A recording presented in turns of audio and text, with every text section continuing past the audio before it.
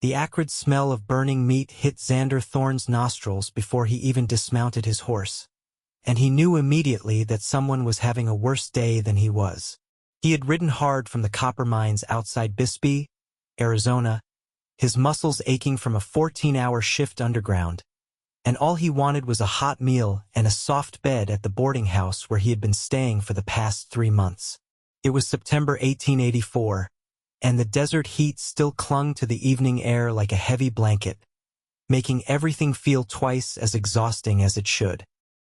The boarding house sat at the edge of town, a 2-story wooden structure that had seen better days but was clean and respectable, run by a widow named Mrs. Patterson who took in miners and the occasional traveling salesman. But tonight something was clearly wrong. Xander tied his horse to the post and took off his hat, running a hand through his dark hair as he approached the back of the house where the kitchen stood. Smoke billowed from the open door, and he could hear the sound of frantic scraping and a woman's voice muttering what sounded like prayers mixed with curses. He quickened his pace, half expecting to find the whole kitchen engulfed in flames, but when he reached the doorway, he found something else entirely. A young woman stood at the stove, her face flushed red from heat and embarrassment, her auburn hair falling loose from its pins as she desperately scraped at a large iron pot.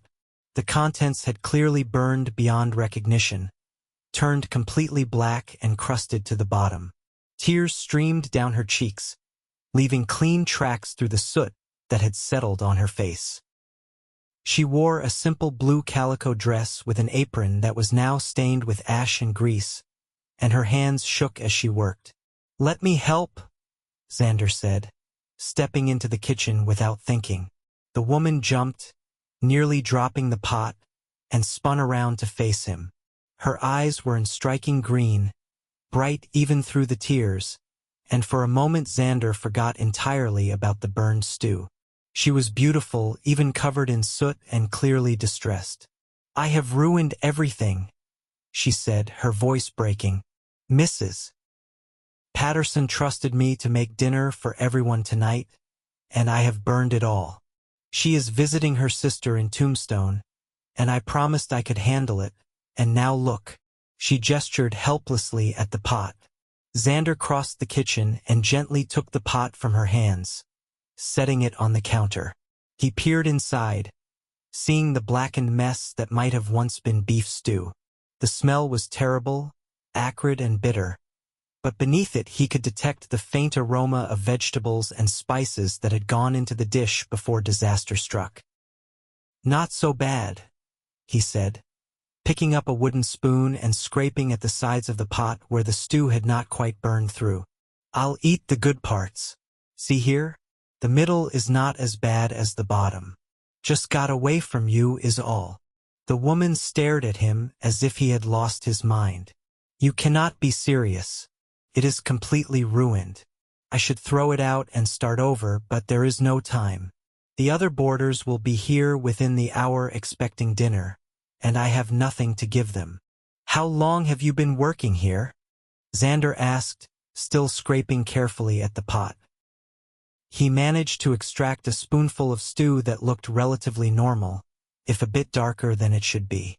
He tasted it cautiously, and while it had a slight burned flavor, it was not inedible. "This is my first day," the woman admitted, wrapping her arms around herself. "Mrs. Patterson hired me yesterday. I told her I could cook, and I can usually, but I was distracted, and the fire was hotter than I realized, and everything just went wrong." Fresh tears spilled down her cheeks. "I need this position. I have nowhere else to go." Something in her voice, the desperation mixed with shame, made Xander's chest tighten. He had heard that tone before, usually from people who had lost everything and were holding on by a thread. He set down the spoon and really looked at her for the first time. "What is your name?" he asked. "Margaret. Margaret Dawson." She wiped at her eyes with the back of her hand, leaving another smudge of soot. "But everyone calls me Maggie." "Well, Miss Dawson, I am Xander Thorne, and I am going to help you save this dinner. Do you have any more beef? Vegetables? Potatoes? Maggie nodded slowly.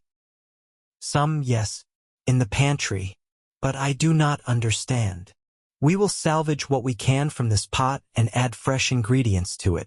The burned flavor will be diluted, and no one will know the difference. It will be a hearty stew, a bit darker than usual perhaps, but filling and hot. Trust me, miners do not complain about food as long as there is plenty of it.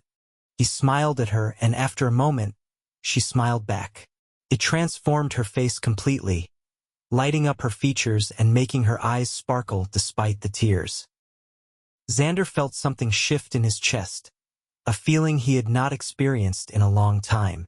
They worked together for the next hour, Xander carefully scraping the salvageable portions of the stew into a clean pot, while Maggie chopped fresh vegetables with quick, efficient movements that showed she really did know her way around a kitchen. She diced potatoes and carrots, sliced onions with barely a tear, and added handfuls of herbs from jars on the shelf. As she worked, some of her panic faded, replaced by concentration. "Where are you from?" Xander asked as he stirred the reconstructed stew over a much lower flame. "Texas originally," Maggie said. "A small town outside San Antonio. My father owned a ranch, nothing large, but we did well enough. He died 2 years ago, and my brother inherited everything. His wife did not want me around." She said this last part matter-of-factly, but Xander heard the hurt underneath. "So I have been working where I can, moving from town to town. I heard Bisbee was growing because of the copper mines, and I thought perhaps I could find steady work here. Your brother just turned you out?" Xander could not keep the anger from his voice. Maggie shrugged, focusing very intently on the carrots she was cutting. "His wife made it clear I was not welcome. She said it was inappropriate for an unmarried woman to live in a house with a married couple, that people would talk. I think she just wanted the place to herself. My brother, he did not fight for me, so I left. That is not right." "No, but it is the way of things." Maggie carried the cutting board over and scraped the vegetables into the pot. "What about you, Mr. Thorne? What brings a man to work in the copper mines?" "Just Xander, please, and I suppose the same as anyone else, the promise of steady wages. I worked cattle for years, but the ranches are struggling. Prices are down, and there are too many men competing for too few jobs. Mining is hard work, but it pays regular." "You do not seem like a miner," Maggie said, studying him. "You seem too, I do not know, too comfortable outdoors." Xander laughed. "You can tell that after knowing me for an hour? You have the look of someone who belongs under open sky, not underground in the dark." She was right, though he was surprised she had seen it so quickly. He hated the mines, hated the suffocating darkness and the constant fear of cave-ins. But he needed the money, and he was not one to complain about honest work. "It is temporary," he said. "I am saving up to buy some land, start my own ranch. Small at first, just enough to run a few head of cattle. But it will be mine." "That sounds nice," Maggie said softly. "Having something of your own." They fell into a comfortable silence, working side by side as the stew simmered. Xander found himself watching her when she was not looking, noticing the way she bit her lower lip when she was concentrating, the graceful movements of her hands, the curve of her neck. He shook himself mentally. He had just met this woman, and she was clearly in a difficult position. The last thing she needed was some miner making unwanted advances. By the time the other boarders started arriving, the stew was ready and smelled delicious. Maggie had cleaned herself up as best she could, fixing her hair and washing the soot from her face. She looked nervous as she ladled the stew into bowls, but the men who came to the table only cared that the food was hot and plentiful. They ate with gusto, several going back for seconds, and no one mentioned any burned taste. Xander ate his portion slowly, sitting at the far end of the long table. He caught Maggie's eye as she refilled his bowl without him asking, and she mouthed the words, "Thank you." He winked at her and she blushed, quickly looking away. After dinner, Xander helped Maggie clean up while the other boarders dispersed to their rooms or headed out to the saloons that lined Bisbee's main street. The town had grown rapidly over the past few years as the copper mines expanded, bringing in workers from all over. It was rough and rowdy, but there was opportunity here for those willing to work hard. "You saved my position tonight," Maggie said as she scrubbed the dishes and handed them to Xander to dry. "I truly cannot thank you enough." "You would have figured something out," Xander said. "You just needed a little help is all. Still, you did not have to. You could have just walked away and let me fail. That is not the kind of man I am." Maggie turned to look at him fully, her wet hands dripping soapy water onto the floor. "No, I suppose you are not. I can see that." They stood there for a moment, just looking at each other, and Xander felt that strange pull again, stronger this time. He wanted to reach out and touch her face, to wipe away a drop of water that clung to her cheek, but he held himself back. "I should let you get some rest," he said finally, hanging up the dish towel. "It has been a long day for both of us." "Xander," Maggie called as he reached the door. "Yes. Would you? That is, would you be willing to give me some advice on the cooking? I truly can do it, but the stove here is different from what I am used to, and Mrs. Patterson will be back in 3 days. I want to do well when she returns." "Of course," Xander said, feeling absurdly pleased at the idea of spending more time with her. "I will help however I can." Over the next 3 days, Xander found excuses to come back to the kitchen early before his shift at the mines and to linger after dinner. He showed Maggie how to manage the temperamental stove, how to tell when the fire was too hot or too cool just by the feel of the air. She was a quick learner, and soon she was producing meals that had the boarders complimenting her cooking enthusiastically. But more than the cooking, Xander found himself drawn to her company. They talked as they worked, sharing stories about their lives. Maggie told him about growing up on the ranch, about her mother who had died when she was young, about the books she loved to read when she could get her hands on them. Xander told her about his years working cattle drives, about the time he had been thrown from a horse and broken his arm, about his dream of having his own place. "How much land would you need?" Maggie asked one evening as they sat on the back steps of the boarding house, the desert sky turning purple and orange with the sunset.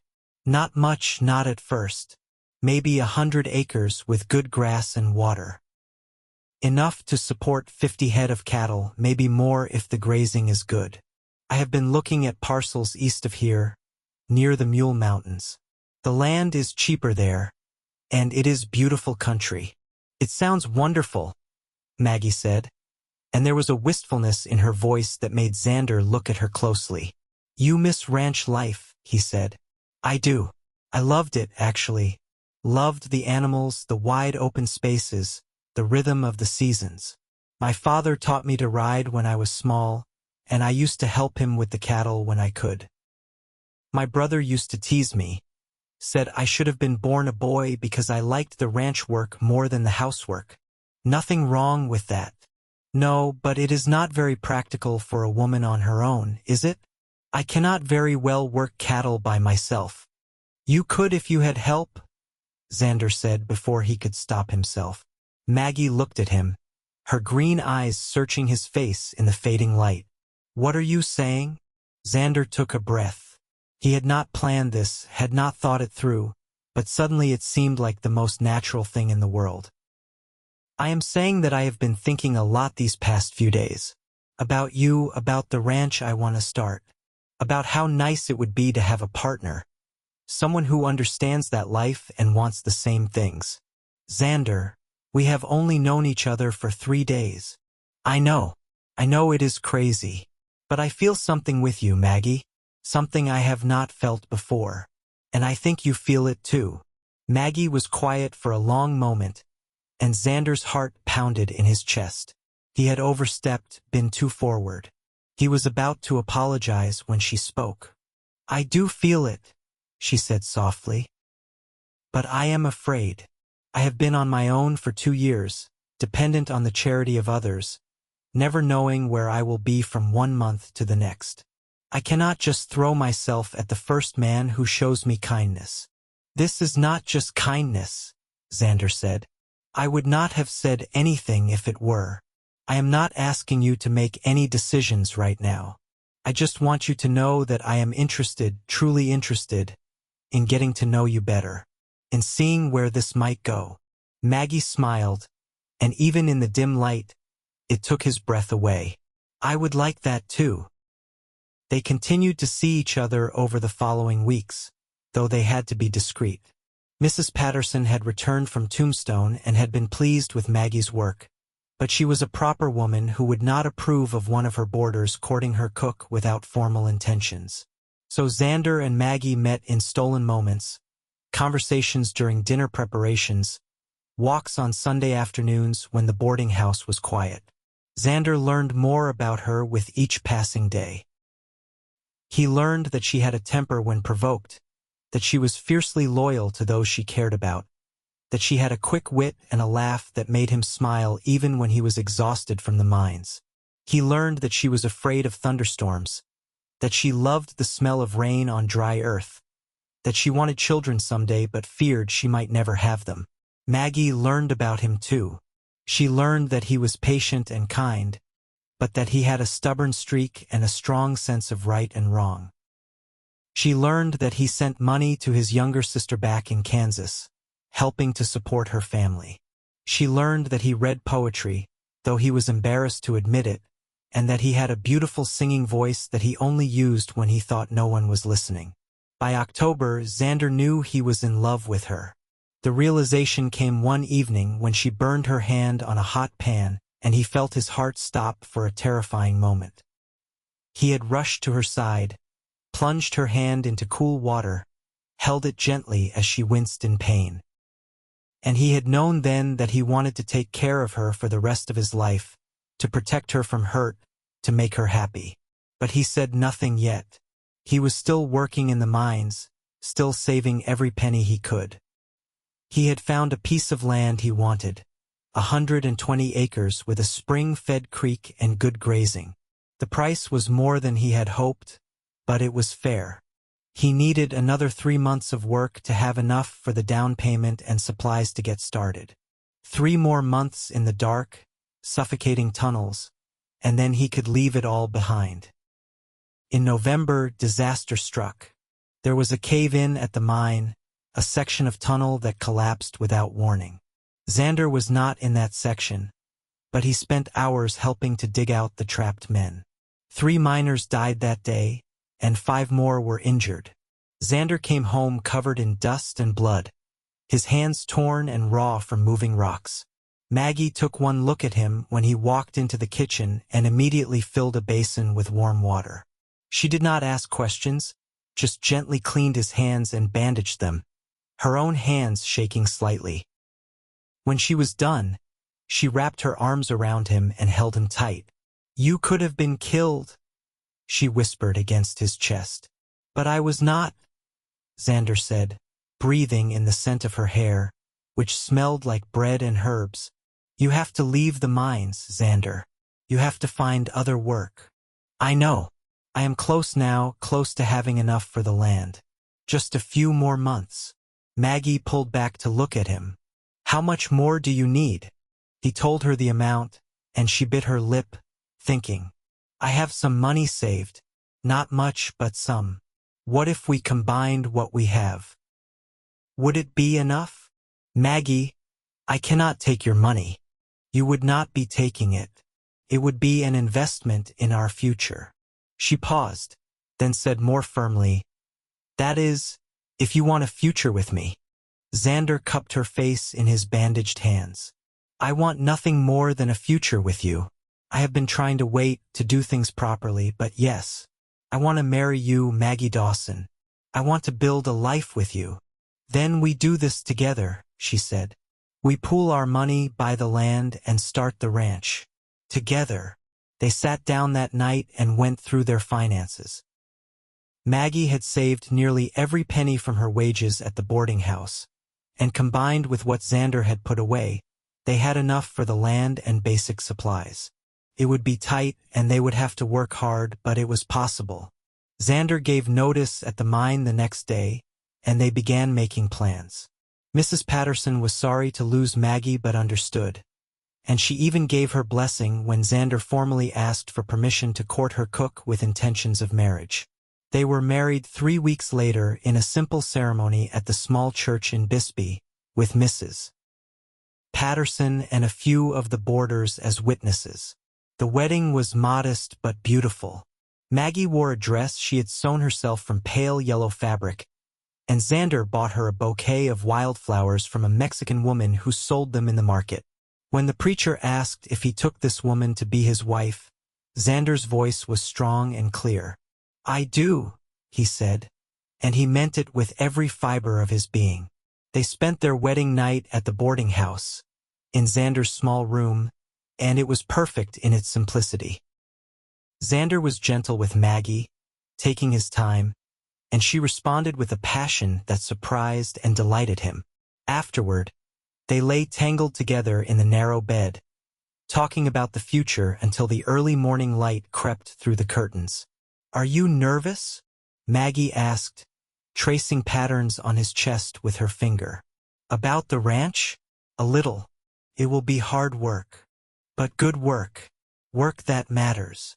"Yes," Xander agreed, "and I will have you by my side. Always," Maggie promised. They moved to their land in early December. The property was everything Xander had described and more. The cabin that stood on it was small and needed work, but it was solid. The previous owner had given up after a hard winter and moved back east, but he had built well. There were 2 rooms, a main living area with a kitchen and a separate bedroom. The roof needed patching, and the windows needed real glass instead of oilcloth, but it was theirs. They spent the first weeks making the cabin livable, working from dawn until dark. Xander repaired the roof and installed windows he bought in town, while Maggie scrubbed every surface and made curtains from fabric she purchased with some of their carefully hoarded money. They bought a cow and some chickens, and Xander built a small barn and coop to house them. It was exhausting work, but they fell into bed each night satisfied, holding each other close against the December cold. By January, they were ready to buy cattle. Xander found a rancher outside Tombstone who was selling off part of his herd, and he managed to negotiate a good price for 30 head of mixed cattle, mostly young cows and heifers with a few steers and 1 bull. It was a small start, but it was a start. The cattle drive back to their land was an adventure. Xander had hired 2 men to help him move the herd, but even so, it was challenging work. Maggie rode alongside him, handling the cattle as if she had been doing it all her life. She had borrowed a pair of men's trousers for the work, knowing that a skirt would be impractical, and Xander found himself admiring her even more as she expertly cut off a stray cow and drove it back to the herd. "You are amazing," he told her that night as they camped under the stars, the cattle settled and quiet. "I told you I knew ranch work," she said, but she was pleased. They reached their land 2 days later, and Xander felt a surge of pride as he drove the cattle through the gate he had built. This was it, the beginning of everything he had dreamed of. And he had Maggie to share it with. The winter was mild by Arizona standards, though there were a few nights where the temperature dropped below freezing and they woke to frost on the ground. They worked hard, checking on the cattle daily, making sure they had access to the creek and the winter grass that grew along its banks. Xander built more fencing, slowly enclosing their land, while Maggie tended to the garden she had started and managed the chickens that provided them with eggs. Life was simple but good. They had little money and even less in the way of luxuries, but they had each other and they had purpose. In the evenings, they sat by the fire, Maggie mending clothes or working on a quilt, while Xander carved small items from wood or read aloud from one of the few books they owned. One evening in late January, as Xander read from a collection of poems, Maggie set down her sewing and said, I think I might be pregnant. Xander looked up so fast he nearly dropped the book. You think? I am not certain yet, but I have missed my courses, and I have been feeling strange in the mornings. It is too early to know for sure, but I think so. Xander set the book aside and pulled her into his arms. That would be wonderful. Truly wonderful. You are not worried? About the expense, about managing with a baby? We will manage, Xander said firmly. We have managed everything else. A baby is a blessing, not a burden. Maggie relaxed against him. I hoped you would say that. I am excited, but also terrified. What if I am not a good mother? You will be an excellent mother. Look at how you care for everything else. The chickens, the cow, me. He grinned at her and she laughed. You are not a baby, Xander. No, but I need looking after just the same. As winter turned to spring, it became clear that Maggie was indeed pregnant. Her belly began to swell, and she glowed with health despite the occasional nausea. Xander became fiercely protective, insisting she rest more and take on fewer of the heavy tasks around the ranch. Maggie protested at first, but eventually she gave in, letting him take over more of the work. The cattle were thriving, and in early spring, several of the cows gave birth to healthy calves. Xander and Maggie spent hours watching the new calves frolic in the grass, making plans for the future. We will need to hire help eventually, Xander said one afternoon as they sat on the porch of the cabin, watching the sun set over the mountains. As the herd grows, it will be too much for just the two of us. I know, Maggie said, but not yet. We cannot afford it yet. No, but maybe in a year or two. If we keep growing at this rate, we will need another hand. Maggie rested her hand on her swollen belly, feeling the baby kick. And if this little one wants to help with the ranch when they are older, then we will teach them everything we know, Xander said. Boy or girl, it does not matter. This ranch will be theirs someday. In July, when the heat of summer made every task twice as hard, Maggie went into labor.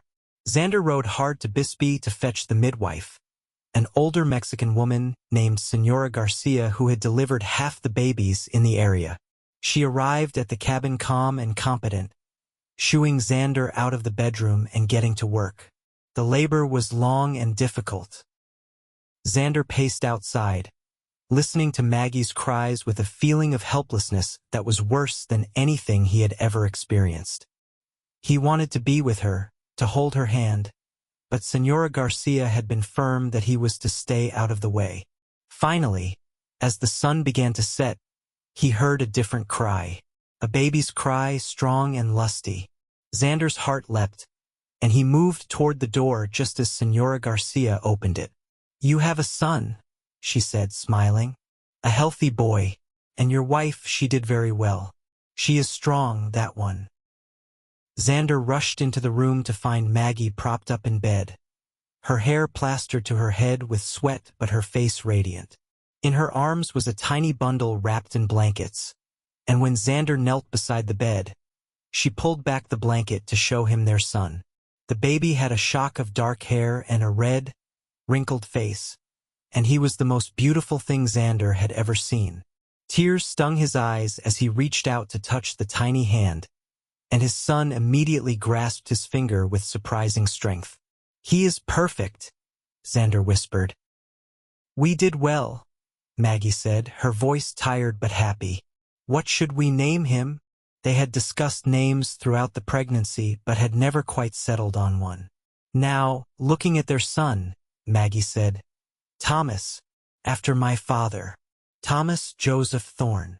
Thomas, Xander repeated, testing the name. I like it. Thomas Thorne.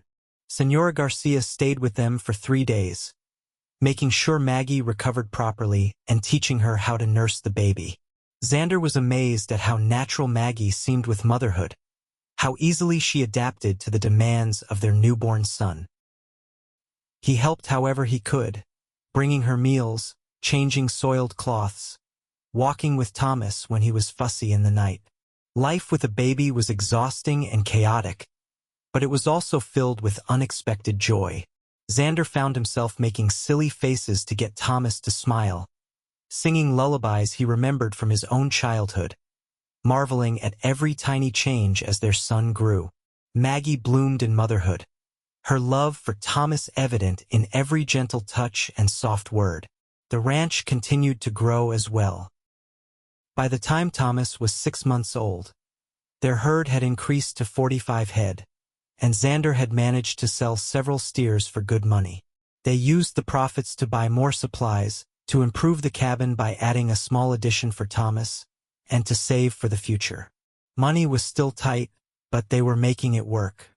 One evening in late winter, when Thomas was nearly 8 months old, there was a knock at their door. Xander opened it to find a young man standing there, dusty from travel and holding the reins of a tired horse. "Can I help you?" Xander asked. "I hope so," the man said. "Name is Paul Mitchell. I am looking for work. I heard in town that you might be expanding your operation and could use a hand." Xander studied the man. He looked to be in his early 20s, lean and weathered in the way of someone who had spent his life outdoors. His eyes were honest, and his handshake was firm when Xander extended his hand. "I had not realized word had spread," Xander said. "But it is true I could use help. The herd is growing faster than I expected." "What is your experience?" "I have worked cattle all my life, sir. My family had a small ranch in New Mexico until drought killed most of the herd 3 years back. I have been working where I can since then, but I am looking for something steady." "I cannot pay much," Xander warned. "I can offer room and board and a small wage, but it will not make you rich." "I am not looking to get rich, just to earn an honest living." Xander liked the young man's directness. He invited him in to meet Maggie, who was nursing Thomas by the fire. She looked up when they entered, and Paul immediately removed his hat, his face flushing slightly. "Madam," he said politely, "I am sorry to intrude." "You are not intruding," Maggie said warmly. "Xander, is this the help you have been hoping for?" "Possibly." "Paul Mitchell. This is my wife Maggie and our son Thomas." "Pleased to meet you," Paul said. They talked for over an hour, with Paul answering their questions about his experience and his expectations. By the end of the conversation, Xander had decided to hire him on a trial basis. Paul could stay in the barn loft for now, and if things worked out, they would build a small cabin for him on the property. Paul proved to be an excellent worker.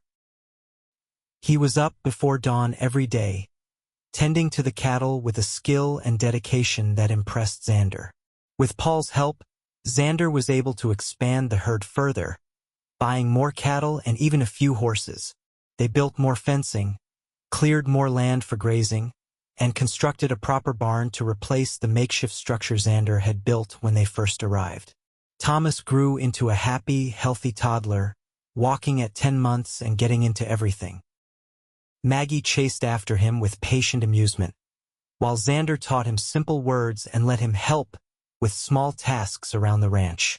The boy loved animals, squealing with delight whenever he saw the cattle or horses, and Xander had no doubt he would grow up to be a natural rancher. By the time Thomas was 2 years old, the ranch was thriving. They had expanded to over 200 acres, purchasing adjacent land when it became available, and their herd had grown to nearly 80 head of cattle. Xander hired another hand, an older man named George who had decades of experience and was happy to work for fair wages and a place to live. Maggie discovered she was pregnant again in the spring of 1887, and this time she was calmer about it, confident in her ability to handle another child. Thomas was excited when they told him he was going to be a big brother, though Xander suspected he did not fully understand what that meant.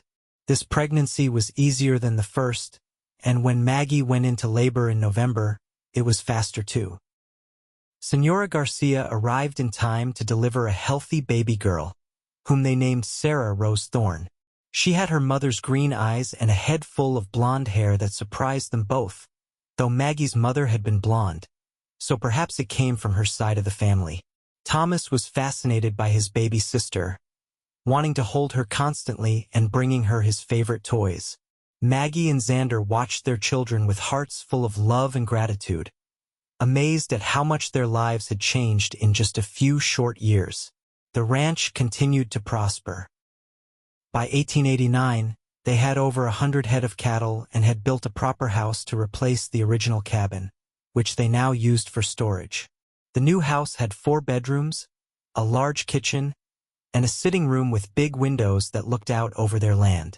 It was comfortable and well built, a testament to how far they had come. Xander sometimes thought back to that evening when he had first met Maggie, when she had been crying over the burned stew and he had offered to help. He thought about how easily he could have just walked past the kitchen, too tired to care about someone else's problems.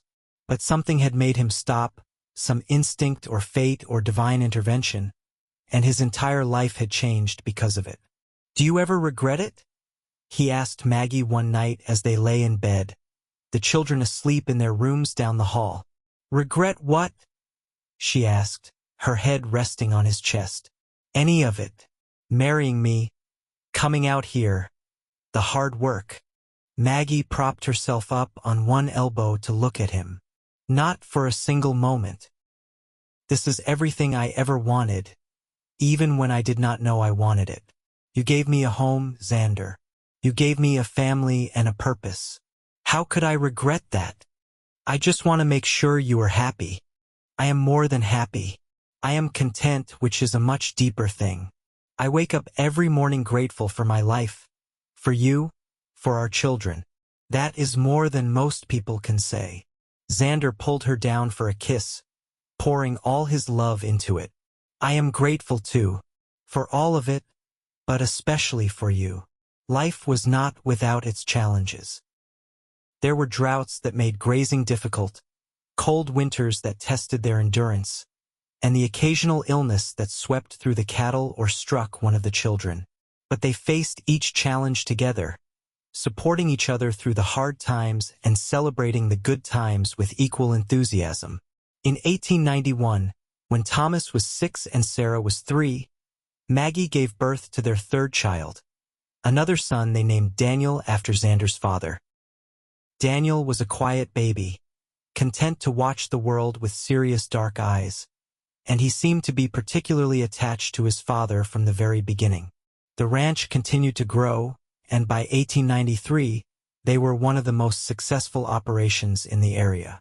They had hired 3 permanent hands and employed several temporary workers during busy seasons like calving and branding. Xander had built houses for Paul and George on the property, and both men had become like family to them. Thomas was growing into a fine young man, tall and strong for his age, with his father's work ethic and his mother's kind heart. He already knew he wanted to run the ranch someday, and Xander spent hours teaching him everything he knew about cattle, land management, and business. Sarah was a spirited girl who loved to ride and insisted on helping with the horses, while Daniel was quieter but equally capable, showing an early talent for working with his hands. One evening in the summer of 1894, as the family sat on the porch watching the sunset, Thomas asked, "Papa, how did you and Mama meet?" Xander and Maggie exchanged a glance, both smiling at the memory. "Well," Xander said, "your mother was cooking dinner at a boarding house in Bisbee, and she had a little accident." "What kind of accident?" Sarah asked, always eager for a story. "She burned the stew," Maggie said, laughing. "Burned it completely black. I was so upset because it was my first day working there, and I thought I was going to lose my position." "What did you do, Papa?" Thomas asked. "I told her it was not so bad," Xander said, putting his arm around Maggie. "I scraped the pot and said I would eat the good parts, and we worked together to fix it, and that is how we fell in love." "That is romantic," Sarah declared, though at 6 she probably had only a vague idea of what romance meant. "It was," Maggie agreed, leaning into Xander's embrace. "Your father saved me that day in more ways than one. And your mother saved me right back," Xander added. "She gave me a reason to leave the mines, a reason to build something real. We saved each other." Daniel, who was 3 and sitting on Maggie's lap, looked up at his parents with his serious eyes. "I love you," he said simply, and they both hugged him close. As the years passed, the ranch became one of the most respected operations in southeastern Arizona. Xander was known as a fair man who treated his workers well and his animals better, while Maggie was beloved in the community for her kindness and her willingness to help anyone in need. Their children grew strong and healthy, each of them finding their place in the life their parents had built. Thomas took over more and more of the ranch operations as he grew older, proving himself to be a natural leader with a good head for business. By the time he was 18, he was essentially running the day-to-day operations while Xander focused on expansion and long-term planning. Sarah married a neighboring rancher's son when she was 20, a good man named William who loved her spirit and independence. Daniel discovered a talent for training horses and began a successful side business breeding and selling quality stock. Xander and Maggie watched their children flourish with pride and joy, grateful for the life they had built together. They had worked hard, sacrificed much, and faced their share of difficulties. But through it all, they had each other. Their love, which had begun over a pot of burned stew and a willingness to help a stranger, had grown deeper and stronger with each passing year. On their 20th wedding anniversary in 1905, Xander took Maggie back to Bisbee for the first time in years. The town had changed dramatically, growing into a bustling city with new buildings and paved streets. They walked through the town together, hand in hand, visiting the places they had known when they first met. The boarding house where Maggie had worked was still there, though it had been renovated and expanded. Mrs. Patterson had passed away several years earlier, but her daughter now ran the establishment.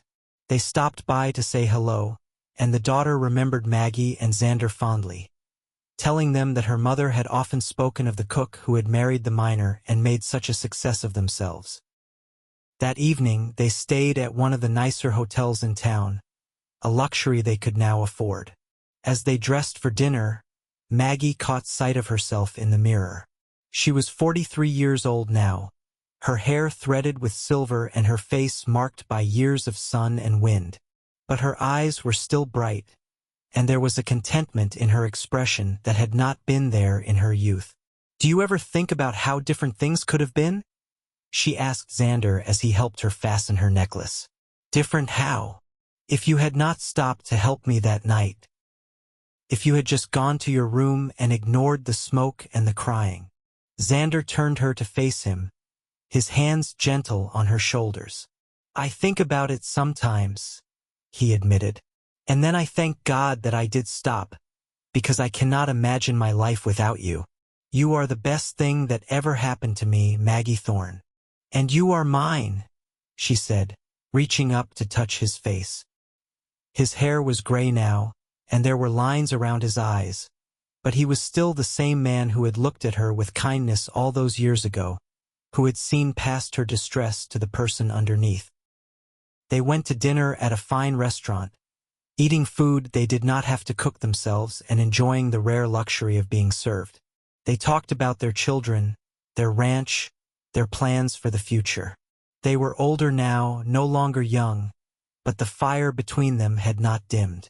If anything, it had transformed into something deeper, a love that was rooted in friendship, respect, and shared experience. After dinner, they walked through the quiet streets of Bisbee, eventually finding themselves near the spot where their old boarding house had stood.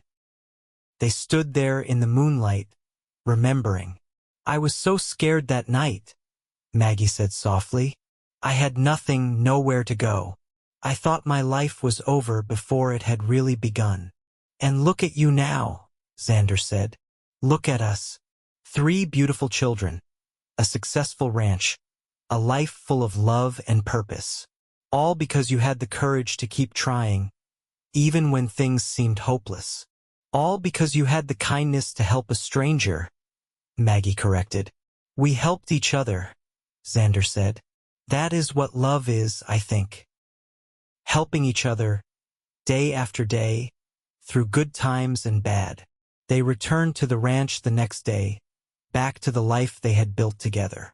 The years continued to pass, marked by the seasons and the rhythms of ranch life. They celebrated births and mourned deaths, welcomed grandchildren into the world and watched them grow. Through it all, Xander and Maggie remained partners in every sense of the word, working side by side, supporting each other, loving each other. In 1910, when Xander was 58 and Maggie was 53, they celebrated their 25th wedding anniversary with a large party at the ranch. All three of their children were there with their families, along with dozens of friends and neighbors. Paul and George, both still working on the ranch despite their advancing years, made toasts to the couple who had given them not just employment but family. As Xander looked around at the gathering, at the faces of people he loved and respected, at the land he and Maggie had transformed into a thriving enterprise, he felt a profound sense of gratitude. His life had not turned out the way he had originally planned. He had thought he would spend his years working cattle for other men, maybe eventually scraping together enough to buy a small piece of land. He had never imagined this abundance of love and success. And it had all started with a pot of burned stew and a willingness to see past the disaster to the person in need. Late that night, after all the guests had gone home and the house was quiet, Xander and Maggie sat on their porch, wrapped in blankets against the desert chill. The stars blazed overhead, bright and clear in the unpolluted sky. It has been a good life, Maggie said, her head resting on Xander's shoulder. The best life, Xander agreed. Do you remember what you said to me that first night? When I was crying over the stew, I said it was not so bad, that I would eat the good parts. Maggie smiled in the darkness. You have been doing that ever since, you know. Finding the good parts in everything, even when things seem ruined. It is one of the things I love most about you. And you have been doing the same for me, Xander said. When I was lost and working a job I hated, you gave me purpose. When I doubted myself, you believed in me. We have been eating the good parts together, you and I. They sat in comfortable silence for a while, listening to the sounds of the night. In the distance, they could hear cattle lowing softly, and somewhere a coyote called out. These were the sounds of home, familiar and comforting. I would do it all again, Maggie said finally. Every hard day, every struggle, every moment of fear and doubt. I would do it all again to end up right here with you. So would I, Xander said, pulling her closer. So would I. The years continued their steady march forward, bringing new joys and new challenges. Xander and Maggie grew older, their bodies slowing down but their spirits remaining strong. They handed over more and more of the ranch operations to Thomas, who proved himself more than capable of carrying on his parents' legacy. Sarah and her husband William had 4 children and ran their own successful ranch nearby, while Daniel's horse breeding business expanded to serve clients throughout Arizona and New Mexico. By 1920, Xander and Maggie were in their late 60s and had 9 grandchildren, with more on the way. They spent their days in relative ease now, no longer doing the hard physical labor of ranch work, but still actively involved in the business decisions and the raising of their grandchildren. The ranch had grown to over 500 acres and supported several hundred head of cattle, making it one of the largest operations in the region. On a warm spring evening in 1921, Xander and Maggie took a walk around the property, something they tried to do every day when the weather permitted. They moved slowly now, their joints stiff with age, but they still enjoyed the ritual of walking together and surveying the land they had built their life on. They stopped by the creek, the same creek that had convinced Xander to buy this land all those years ago. It still flowed clear and cold, fed by the spring in the mountains, and the grass along its banks was green and lush. Do you remember the first time we brought the cattle here? Maggie asked, sitting carefully on a fallen log.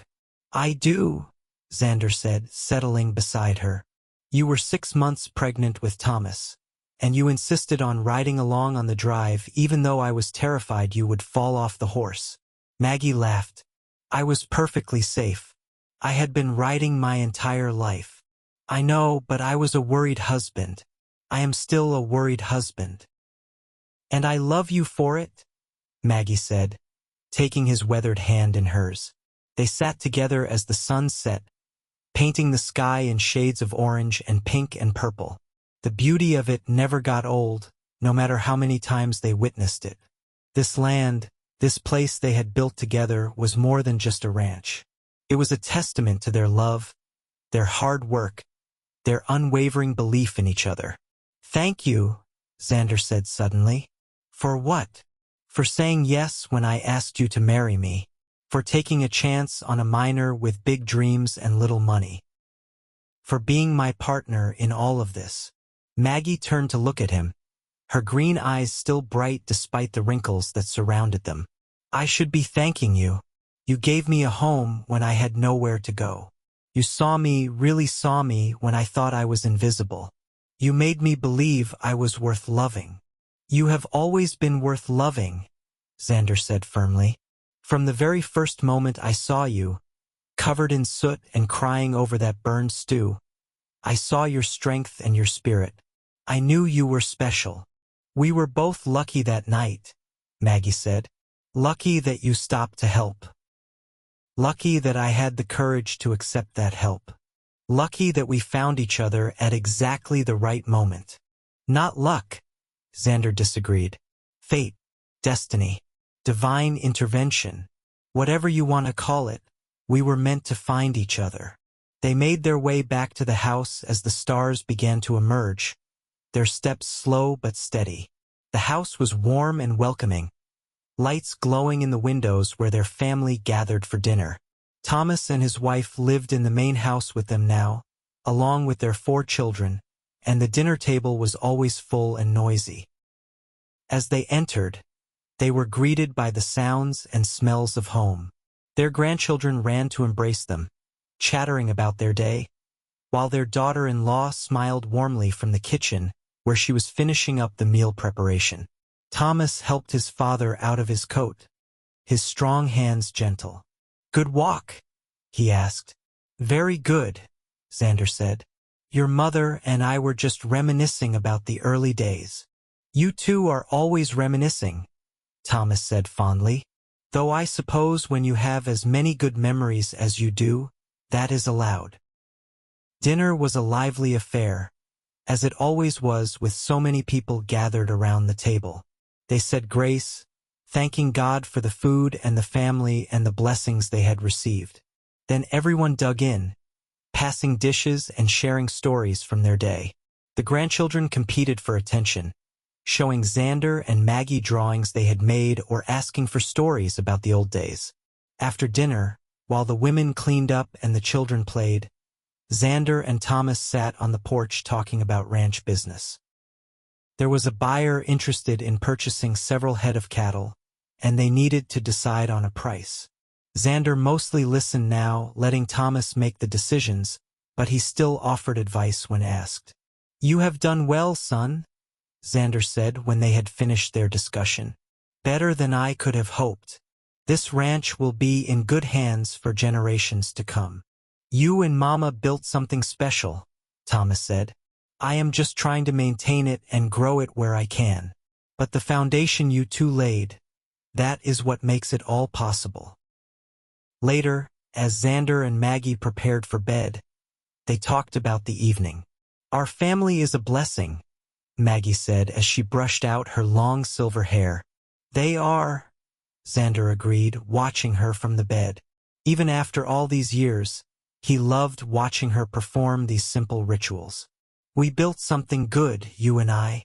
We built something great, Maggie corrected, coming to bed and snuggling into his arms. And it all started with a burned stew and a kind man who refused to let me give up. Not so bad, Xander murmured, repeating the words he had said so long ago. "I'll eat the good parts." Maggie smiled against his chest. "We have been eating the good parts ever since." They fell asleep holding each other, comfortable and content, surrounded by the life they had built together through hard work, sacrifice, and unwavering love. The seasons continued their eternal cycle, and Xander and Maggie continued to live each day with gratitude and purpose. They knew their time was growing shorter, that their bodies were slowing down and would eventually give out entirely. But they faced this reality with the same grace and partnership they had brought to everything else in their lives. In the spring of 1923, Xander became ill. It started as a cough that would not go away, and soon he was weak and feverish. The doctor came from Bisbee and diagnosed pneumonia, prescribing rest and care. Maggie nursed him devotedly, sitting by his bedside day and night, just as he had cared for her through 3 difficult childbirths and numerous illnesses over the years. For a while, it seemed Xander might not recover. His fever spiked dangerously high, and there were moments when Maggie thought she might lose him. But slowly, with her constant care and his stubborn determination, he began to improve. By summer, he was back on his feet, though weaker than before. "I am not ready to leave you yet," he told Maggie one afternoon as they sat on the porch, him wrapped in blankets despite the summer heat. "Good," Maggie said, squeezing his hand, "because I am not ready to let you go." Xander recovered fully over the following months, though the illness had taken its toll. He tired more easily now and had to accept that he could no longer do many of the things he once had. But he adapted, finding new ways to be useful and productive. He spent time with his grandchildren, teaching them about the ranch and telling them stories. He worked with Daniel on horse breeding, offering advice and expertise. And most importantly, he spent time with Maggie, treasuring every moment they had together. In the autumn of 1925, they celebrated their 40th wedding anniversary. The party was even larger than the one they had thrown for their 25th, with family and friends coming from across the territory to honor the couple who had built such an impressive legacy. There were speeches and toasts, stories and laughter, and through it all, Xander and Maggie sat side by side, holding hands and smiling. 40 years, Maggie marveled later that night when they were alone. "It seems like both a lifetime and no time at all." "I know what you mean," Xander said. "I can still remember that first night as clearly as if it were yesterday. The smoke, your tears, the way you looked at me when I said I would help. I thought you were crazy," Maggie admitted. "Who offers to eat burned stew?" "A man who saw past the stew to the woman making it," Xander said. "A man who recognized something special when he saw it." "We were so young," Maggie said wistfully, "so full of dreams and hope. And we made those dreams come true," Xander reminded her. "Every single one of them. The ranch, the family, the life together. We did it all." "We did," Maggie agreed. "And I would not change a single thing." They continued to live quietly on the ranch, surrounded by their family and the land they loved. Xander's health was not what it once was, and Maggie was slowing down as well, but they remained active and engaged in life. They watched their grandchildren grow up, attended their school events and celebrations, and offered guidance and wisdom when asked. In the summer of 1927, their youngest grandchild, a boy named James, came to them with a problem. He was 12 years old and struggling with his place in the family. His older brothers and cousins all seemed to know what they wanted to do with their lives, but James felt lost and uncertain. Xander and Maggie sat with him on the porch, listening patiently as he poured out his fears and frustrations. "I do not know where I fit," James said, his voice breaking. "Everyone else has a purpose, but I do not know what mine is." "You are 12 years old," Maggie said gently. "You do not need to have everything figured out yet. But what if I never figure it out? What if I do not belong here?" Xander leaned forward, his old eyes serious. "Let me tell you something, James. When I was your age, I had no idea what I would do with my life. I worked odd jobs, drifted from place to place, tried to find where I fit. It took me years to figure out that what I really wanted was a place of my own. Land to work, a family to build a life with. But you found it," James said. "You and Grandma built all of this." "We did, but not because we had it all figured out from the start. We built it one day at a time, making mistakes and learning as we went. The point is not to have all the answers right now. The point is to keep trying, to stay open to possibilities, to be willing to work hard when opportunity comes, and to accept help when it is offered," Maggie added, smiling at Xander. "Your grandfather saved me once by offering help when I needed it most.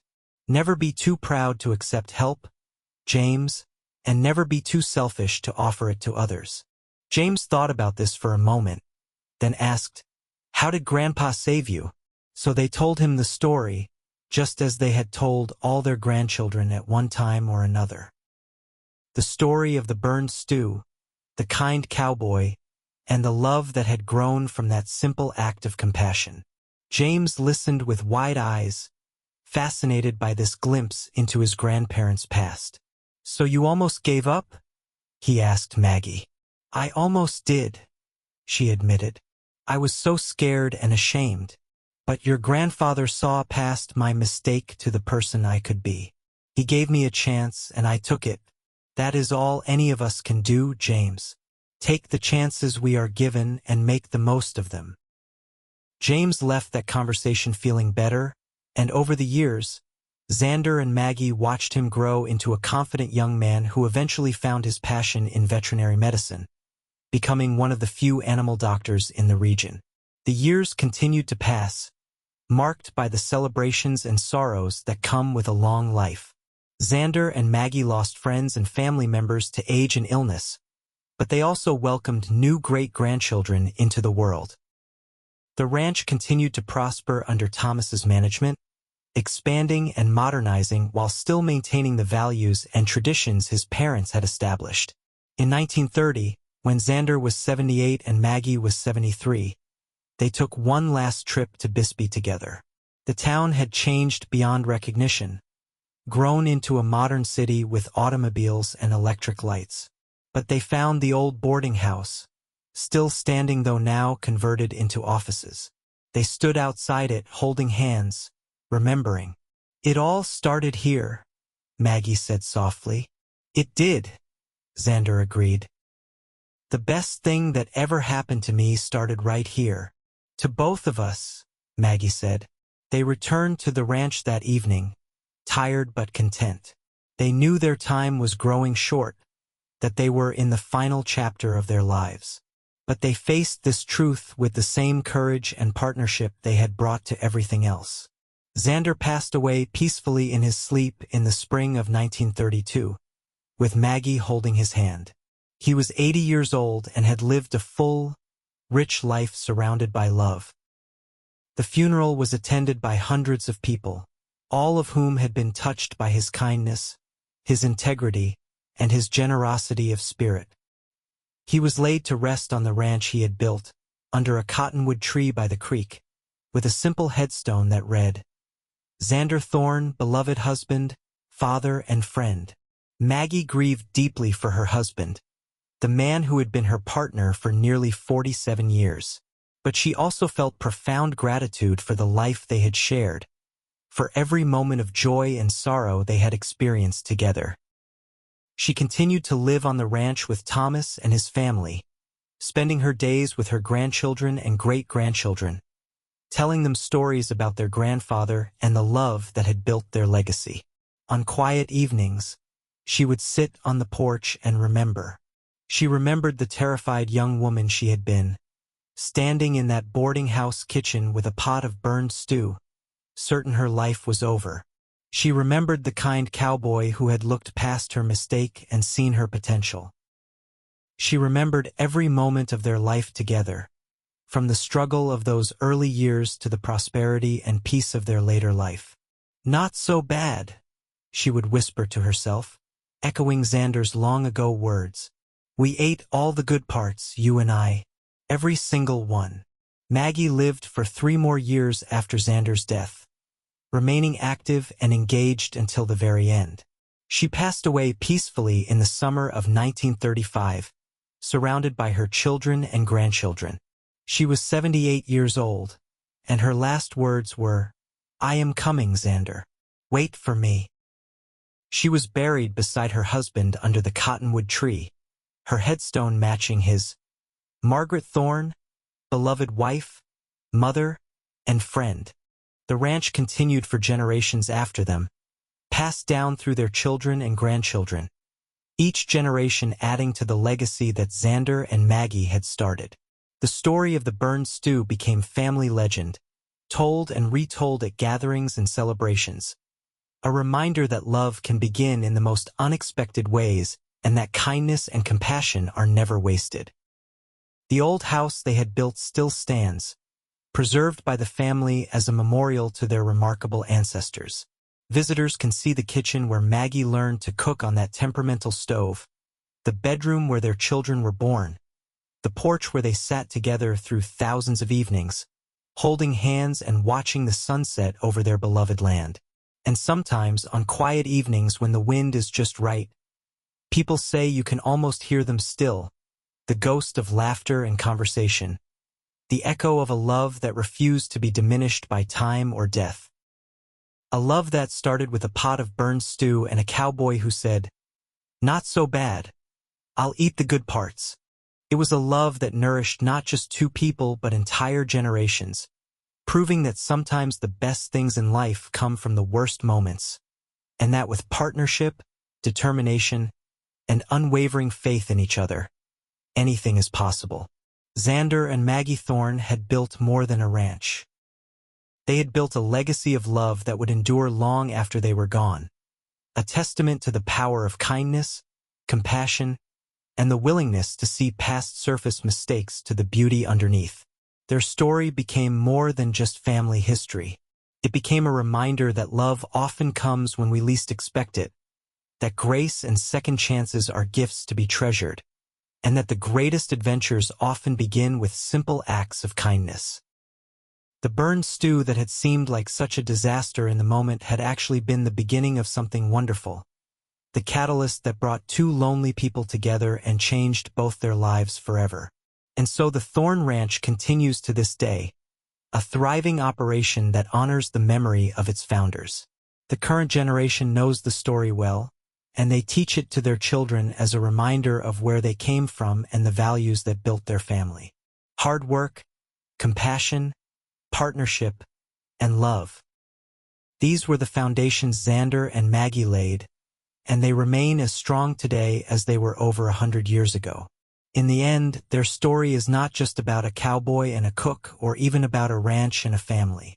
It is about the transformative power of love, about the way 2 people can save each other and build something beautiful together.